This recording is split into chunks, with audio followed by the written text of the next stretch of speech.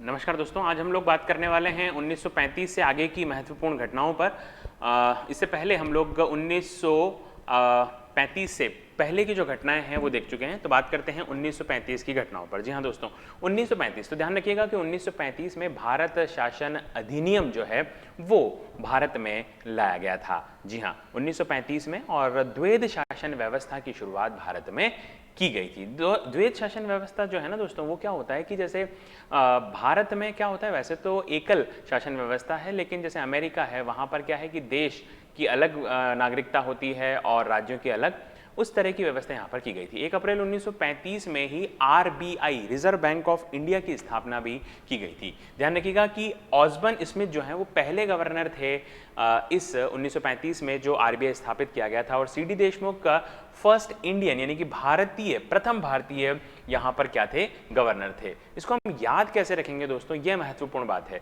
तो इस 1935 की घटना को हम याद कैसे रखेंगे कि यहाँ पर क्या लिखा है 1935, यानी कि पैंट मतलब कलर से आप याद रखेंगे। तो पैंट से कैसे याद रखेंगे, आपको ऐसे याद रखना है दोस्तों कि पैंट यानी कि 1935 पैंट में ना भारत को अलग अलग पैंट में रंगा गया था। कब रंगा गया था, 1935 में।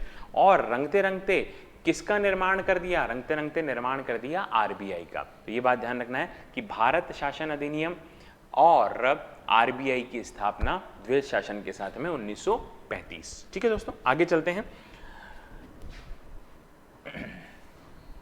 अब 1935 के बाद में हम लोग बात करने वाले हैं 1937 की। जी हाँ, 1937 में क्या हुआ, तो देखिएगा 1937 में क्या हुआ। 1937 के अंदर है ना दोस्तों, 1937 के अंदर पहली बार भारत के अंदर जो आईएनसी है, आईएनसी का मतलब भारतीय राष्ट्रीय कांग्रेस, उस भारतीय राष्ट्रीय कांग्रेस का पहली बार क्या हुआ, पहली बार सम्मेलन का आयोजन गांव में किया गया।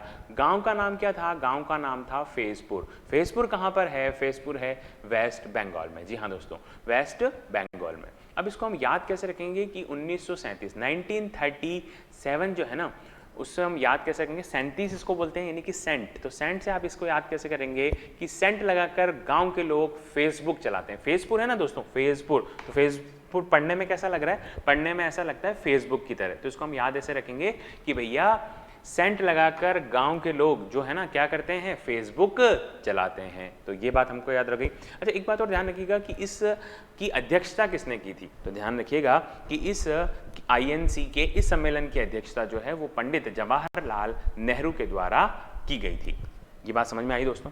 आगे चलते हैं। 1937 से आगे की अगर महत्वपूर्ण घटना की अगर मैं बात करूं तो हम लोग अब बात करने वाले हैं किसकी, द्वितीय विश्व युद्ध के बारे में। जी हाँ दोस्तों, सेकेंड वर्ल्ड वॉर। जी हाँ दोस्तों, सेकेंड वर्ल्ड वॉर जो है ना वो कब प्रारंभ हुआ, तो आपको क्या ध्यान में रखना है, 1939 में। 1939 के अंदर जो है सेकेंड वर्ल्ड वॉर जो है वो प्रारंभ होता है, द्वितीय विश्व युद्ध प्रारंभ होता है। द्वितीय विश्व युद्ध के अंदर मुख्य रूप से दो गुट बन जाते हैं, एक कहलाता है मित्र राष्ट्र और दूसरा कहलाता है धुरी राष्ट्र। जी हाँ दोस्तों, मित्र राष्ट्र और धुरी राष्ट्र। 2 सितंबर 1939 को ये विश्व युद्ध प्रारंभ हुआ था। दोस्तों इसको हम याद कैसे रखेंगे, इसको हम ऐसे याद रख सकते हैं कि उन लोगों ने मिलकर के 39 है ना, तो उन याद रखिएगा, तो उन लोगों ने मिलकर द्वितीय विश्व युद्ध शुरू कर दिया था। किन लोगों ने, उन लोगों ने। तो उनसे आप याद रखेंगे 39, तो 39 में द्वितीय विश्व युद्ध जो है वो क्या हुआ था, प्रारंभ हुआ था। ठीक है दोस्तों, ये वाली बात भी आपको समझ में आ गई। आगे चलते हैं। आगे हम लोग अब बात करने वाले हैं 1939 के बाद 1940 की। 1940 में दोस्तों क्या हुआ, 1940 के अंदर जो है ना दोस्तों वो भारत में एक अगस्त प्रस्ताव लाया गया था। जी हाँ, अगस्त प्रस्ताव की शुरुआत जो है ना वो कब लाई गई, वो शुरुआत की गई 1940 में। जी हाँ, 1940 में अगस्त प्रस्ताव जो है वो प्रारंभ किया गया था। अगस्त प्रस्ताव जो है वो किसके द्वारा लाया गया, लॉर्ड लिनलिथगो। ये नाम थोड़ा सा आप ध्यान रख लीजिएगा, लॉर्ड लिनलिथगो द्वारा ये लाया गया था।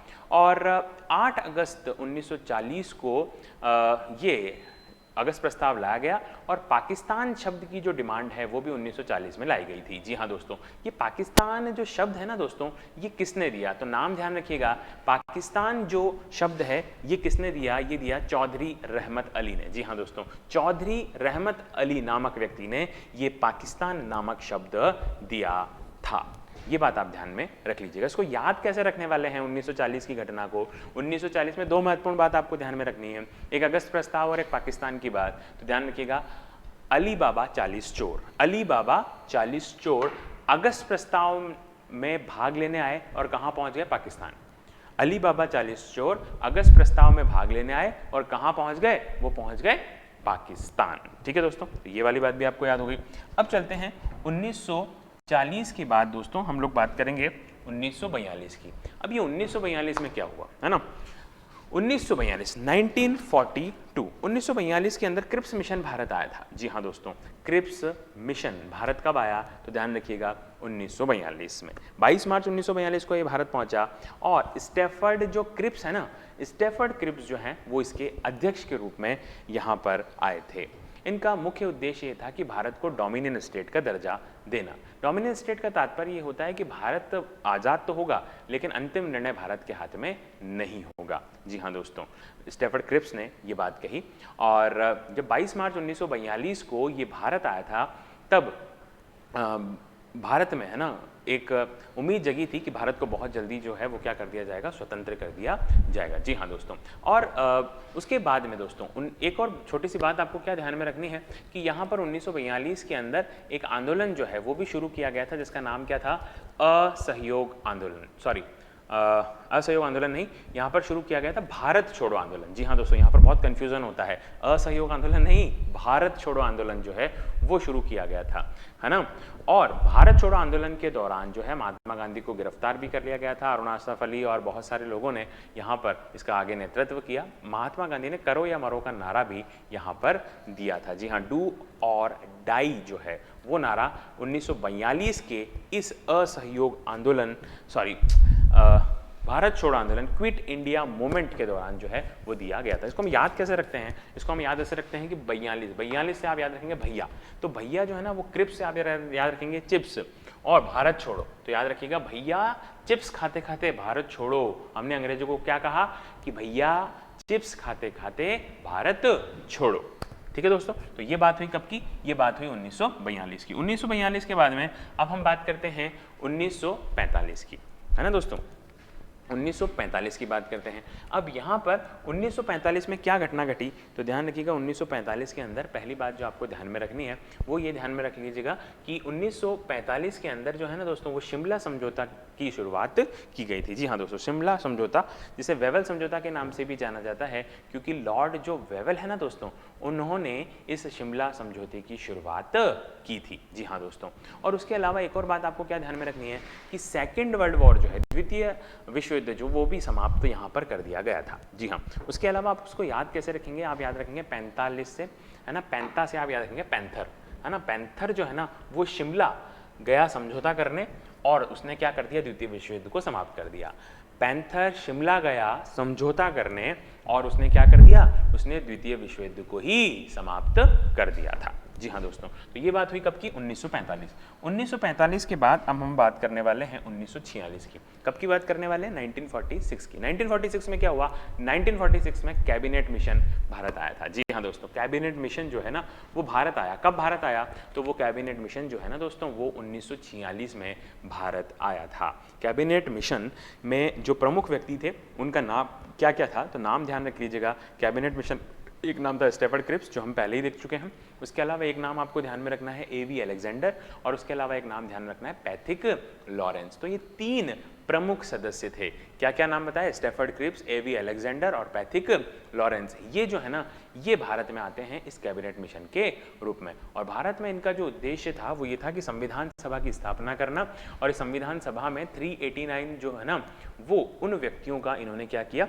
चयन किया अलग अलग स्थानों से, चाहे वो मनोनयन के रूप में हो, नॉमिनेशन की फॉर्म में हो, या फिर वो इलेक्शन की फॉर्म में हो, इलेक्टेड पर्सन्स हो, निर्वाचित व्यक्ति हो। और ध्यान रखिएगा संविधान सभा की पहली बैठक 9 दिसंबर 1946 को हुई थी। हम इसको याद कैसे रखते हैं दोस्तों कि ये लिखा हुआ है, देखो छिया का मतलब आप इसको बोल सकते हो छाया। तो छाया में कैबिनेट वाले बैठे हैं और बैठे बैठे किसकी स्थापना कर रहे हैं? संविधान सभा की। छाया में कैबिनेट वाले बैठे हैं और किसकी स्थापना कर रहे हैं? संविधान सभा की। तो ये बात भी हमको याद हो जाती है।